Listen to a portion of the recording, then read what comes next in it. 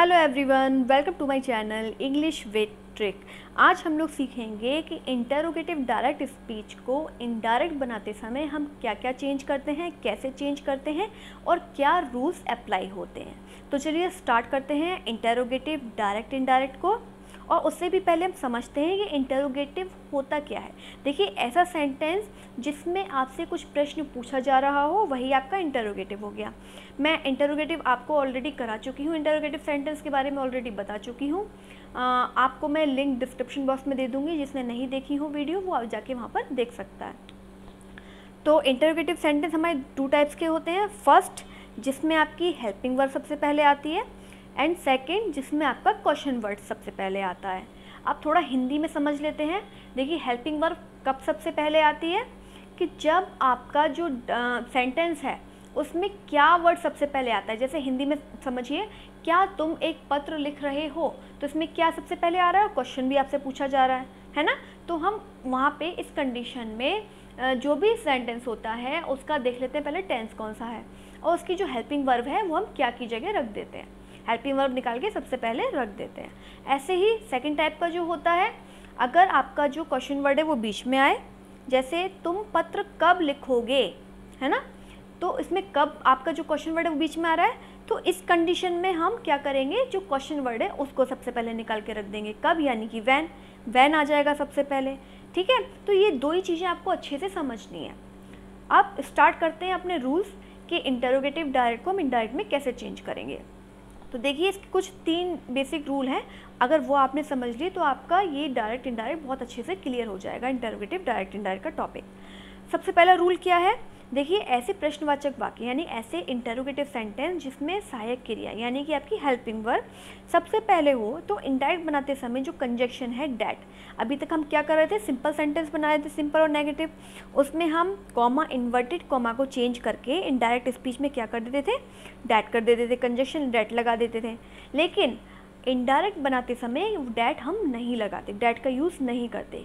That की जगह हम या तो इफ़ लगा देते हैं या वेदर लगा देते हैं। ठीक है, इन दोनों में से किसी एक का प्रयोग करते हैं। फर्स्ट रूल तो आपका ये हो गया।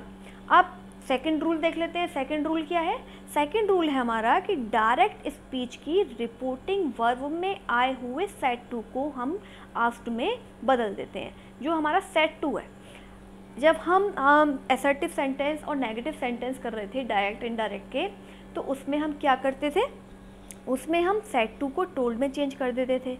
लेकिन इंटरोगेटिव डायरेक्ट इनडायरेक्ट में हम सेट टू को टोल्ड में ना चेंज करके आस्क्ड में चेंज करेंगे। अब भाई देखिए, टोल्ड यानी कि एक तरीके से कह रहा था, ठीक है, कह रहा है, कुछ भी हो सकता है। अब क्या होगा यहाँ पे, ये आस्क्ड आ गया। आस्क्ड मतलब पूछना, ये ऑलरेडी इंटरोगेटिव है, कुछ पूछ ही रहा है ना। इस तरीके से आप इसको याद कर सकते हैं, समझ सकते हैं कि अगर इंटरोगेटिव सेंटेंस हो आपका, इंटरोगेटिव डायरेक्ट स्पीच हो, तो इनडायरेक्ट बनाते समय सेट टू को किस में चेंज किया जाता है, आस्क्ड में चेंज किया जाता है। Okay, clear. रूल नंबर 3 देख लेते हैं। रूल नंबर 3 क्या कहता है हमारा, रूल नंबर 3 कहता है कि यदि रिपोर्टेड स्पीच क्वेश्चन वर्ड से शुरू हुई है, मानिए जो मैंने आपको इंटरोगेटिव फर्स्ट वाला टाइप बताया था जिसमें क्या वर्ड सबसे पहले आ रहा है, हेल्पिंग वर्ड सबसे पहले आ रही है, ठीक है। अब ये क्या है, ये आपका सेकंड नंबर का जो इंटरोगेटिव होता है जिसमें क्वेश्चन वर्ड क्या, क्यों, कब, कैसे, कहाँ, ये किस में आते हैं, सेंटेंस के बीच में आते हैं। तो उसी का रूल है, क्या है कि अगर आपका जो क्वेश्चन वर्ड है वो हिंदी में तो अगर सेंटेंस लिखेंगे तो वो बीच में आएगा, लेकिन अगर इंग्लिश में जब लिखते हैं तो वो ही बीच वाला जो आपका क्या, क्यों, कब, कैसे सबसे पहले उठ के आ जाता है। तो क्वेश्चन वर्ड से शुरू हुई हो अगर आपकी क्या रिपोर्टेड स्पीच, तो इनडायरेक्ट बनाते समय हम उसी क्वेश्चन वर्ड को क्या मान लेते हैं, कंजक्शन मान लेते हैं। तब हम ना डैट लगाएंगे, ना इफ़ लगाएंगे, ना वेदर लगाएंगे, क्या लगाएंगे, उसी क्वेश्चन वर्ड को हम उसका कंजक्शन मान लेते हैं, और उसी क्वेश्चन वर्ड को हम कॉमा, इन्वर्टेड कॉमा की जगह इनडायरेक्ट बनाते समय लगा देते हैं। ठीक। अच्छा, एक और बहुत इंपॉर्टेंट चीज़ है क्या, कि इनडायरेक्ट स्पीच को हमेशा हम असर्टिव सेंटेंस में बनाते हैं। देखिए, जैसे आपकी डायरेक्ट स्पीच आएगी इंटरोगेटिव सेंटेंस में, उसको चेंज जब हम करेंगे, इनडायरेक्ट जब बनाएंगे तो हम उसको सिंपल सेंटेंस में बनाएंगे, इंटरोगेटिव में नहीं बनाएंगे। असर्टिव यानी कि आपका सिंपल सेंटेंस हो गया। ठीक है, तो चलिए एग्जाम्पल देख लेते हैं और अच्छे से सब चीज़ें क्लियर हो जाएंगी। बेसिक आपको 3 चीज़ याद रखनी है। पहली चीज़ क्या, कि अगर आपकी जो रिपोर्टेड स्पीच है वो किसी हेल्पिंग वर्ड से शुरू हो रही हो, तो कंजक्शन क्या लगता है, इफ़ या वेदर लगता है, पहला रूल। दूसरा रूल कि सेट टू को हम किस में चेंज कर देते हैं, आस्क्ड में चेंज कर देते हैं, है ना। सेट टू को हम किस में चेंज कर देते हैं, आस्क्ड में चेंज कर देते हैं। और तीसरा रूल क्या है कि अगर आपकी रिपोर्टेड स्पीच किसी क्वेश्चन वर्ड से स्टार्ट हो रही हो, है ना, जैसे व्हाट, वेयर, व्हेन, इन सब चीज़ों से स्टार्ट हो रही हो, जो भी आपके क्वेश्चन वर्ड है, बहुत सारे होते हैं, तो हम उन्हीं क्वेश्चन वर्ड्स को क्या मान लेते हैं, कंजक्शन मान लेते हैं। फिर ना इफ़ लगेगा, ना वेदर लगेगा, ना डेट लगेगा, कुछ नहीं लगेगा, वही क्वेश्चन वर्ड उठ के कॉमा, इन्वर्टेड कॉमा की जगह लग जाएगा, ठीक है। और आपका कौन सा रूल एक और, कि हमेशा इनडायरेक्ट स्पीच किस में बनती है, असर्टिव सेंटेंस में बनती है, इंटरोगेटिव में नहीं बनती, ठीक है। तो और अच्छे से समझने के लिए देख लेते हैं इसके एग्जाम्पल्स कुछ। हरी सेड टू रमेश, हरी ने रमेश से कहा, क्या कहा, are you writing a letter, क्या तुम एक लेटर लिख रहे हो। अब देखिए जब इसको हम हिंदी में ट्रांसलेट करते हैं तो क्या आता है, क्या, तुम, तो क्या सबसे पहले आ गया आपका क्वेश्चन वर्ड। इसके लिए हमने क्या लगा लिया, क्या तुम एक लेटर यानी कि पत्र लिख रहे हो। अब ये सेंटेंस कौन सा हो गया आपका, कौन सा टेंस का सेंटेंस है ये है आपका प्रेजेंट कॉन्टिन्यूअस का सेंटेंस, ठीक है। और प्रेजेंट कॉन्टिन्यूअस की हेल्पिंग वर्ब क्या होती है, इज एम आर। उसके अकॉर्डिंग हमने क्या लगा दिया, यहाँ पे आर लगा दिया, ये आपकी हेल्पिंग वर्ब सबसे पहले आ गई। जब हेल्पिंग वर्ब सबसे पहले आएगी तो हम जो बदलेंगे इनडायरेक्ट में, तो हम क्या लगाते हैं, इफ़ या वेदर लगाते हैं, कॉमा, इन्वर्टेड कॉमा को हटा के, ओके। अब देख लेते हैं थोड़ा सा इनडायरेक्ट कैसे बनेगा, तो और अच्छे से क्लियर हो जाएगी सब चीज़ें। देखिए हरी ऐसा कैसा आ गया, सेड टू को मैं आपको बता ही चुकी हूँ, सेड टू किस में चेंज हो जाता है, आस्क्ड में चेंज हो जाता है, ठीक है। रमेश ऐसा कैसा ही आ गया। अब कॉमा, इन्वर्टेड कॉमा की जगह हमने क्या लगा दिया, इफ़ या वेदर लगा दिया। या तो आप ये लगा दीजिए या आप ये लगा दीजिए, इनमें से कुछ भी आप एक लगा सकते हैं, ठीक। अब आगे जब हम सेंटेंस को चेंज करेंगे वो इंटरोगेटिव में चेंज नहीं होगा, वो किस में चेंज होगा, असर्टिव सेंटेंस में चेंज होगा। उसके लिए सबसे पहले क्या लगाते हैं, हम सब्जेक्ट लगाते हैं, देन हम क्या लगाते हैं, उसके अकॉर्डिंग हेल्पिंग वर्ब लगाएंगे।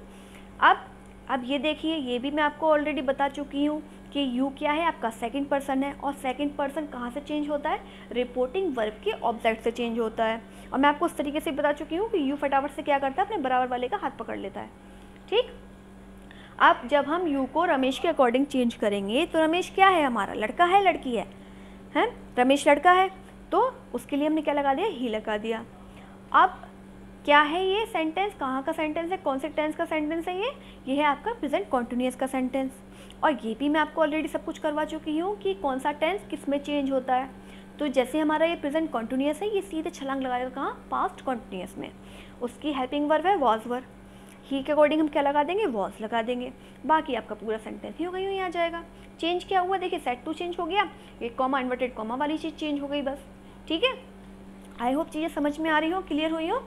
और देख लेते हैं कुछ एग्जांपल्स, तो उसके बाद आपको बिल्कुल सब चीज़ें क्या हो जाएंगी, क्लियर हो जाएंगी।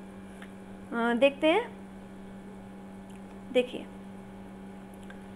क्या है हमारी डायरेक्ट सेंटेंस में कि बॉय कहता है, क्या कहता है।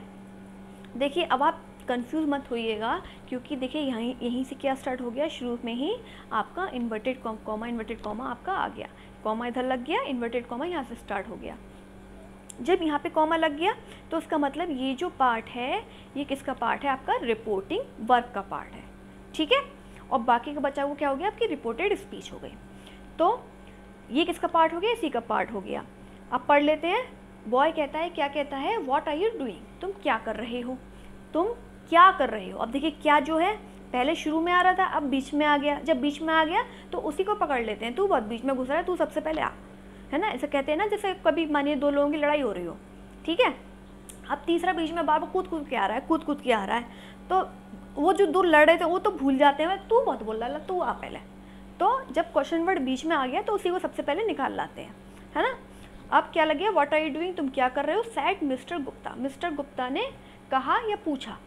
अब मिस्टर गुप्ता ने किससे पूछा, इस लड़के से ही पूछा। ये किसका पार्ट है, ये पूरा एक ही पार्ट है आपका रिपोर्टिंग वर्ब, क्योंकि यहाँ पे कॉमा लग गया तो ये किसका पार्ट हो गया, आपका रिपोर्टिंग वर्ब का ही पार्ट हो गया। अब इसको इनडायरेक्ट बनाते समय हम चेंज कैसे करेंगे, देखिए यहाँ से उठा लीजिए मिस्टर गुप्ता, है ना।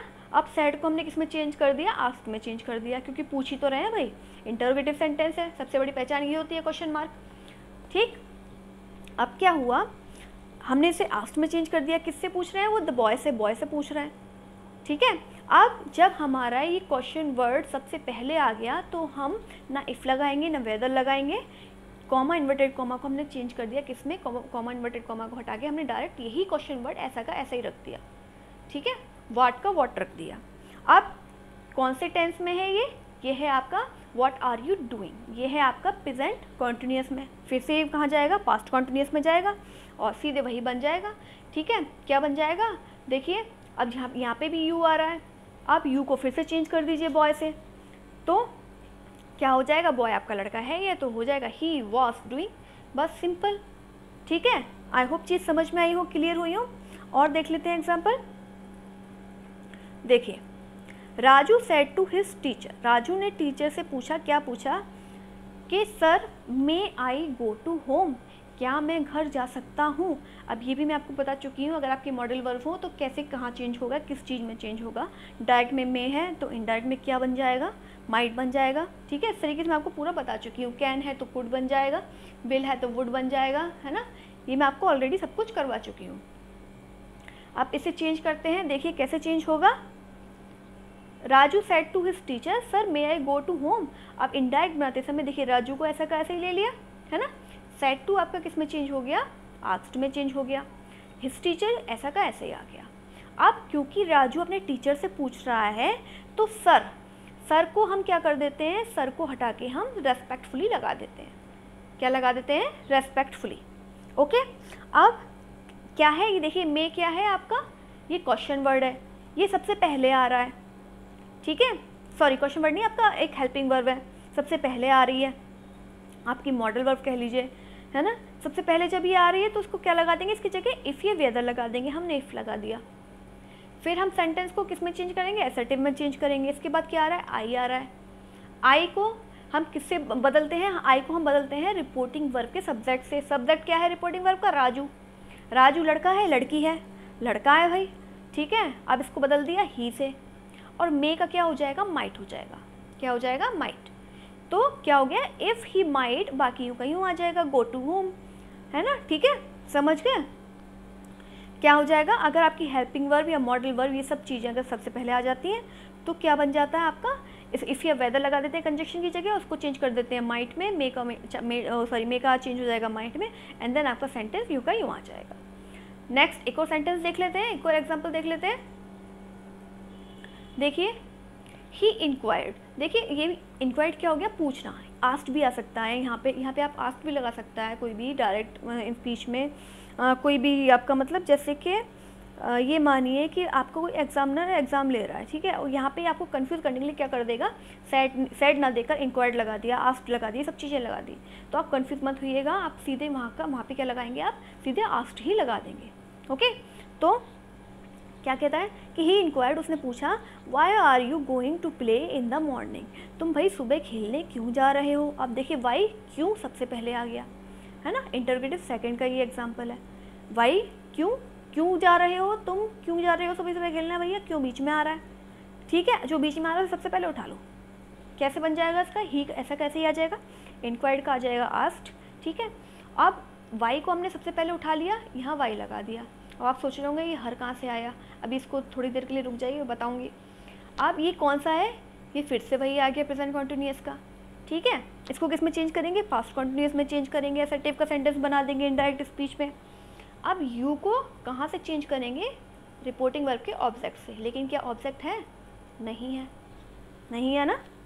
और ये भी मैंने आपको बताया था, जब रिपोर्टिंग वर्ब का ऑब्जेक्ट नहीं होता तो वहाँ पे एज्यूम कर लेते हैं कि कुछ ना कुछ है, कोई ना कोई है, ठीक है। तो हमने क्या मान लिया, यहाँ पे हर मान लिया। अब हर को जब हम सब्जेक्टिव केस में चेंज करेंगे तो शी हो जाएगा, ठीक। शी के बाद क्या लग जाएगी, helping verb was going to play in the morning, बाकी सब यूँ का यूँ ही आ जाएगा, बाकी वैसे ही चेंज होगा जो आपका रूल है, ठीक है। आई होप समझ में आया हो, सारी चीज़ें क्लियर हुई हो, और समझ में आया हो तो लाइक सब्सक्राइब और शेयर करना ना भूलें। Thank you very much.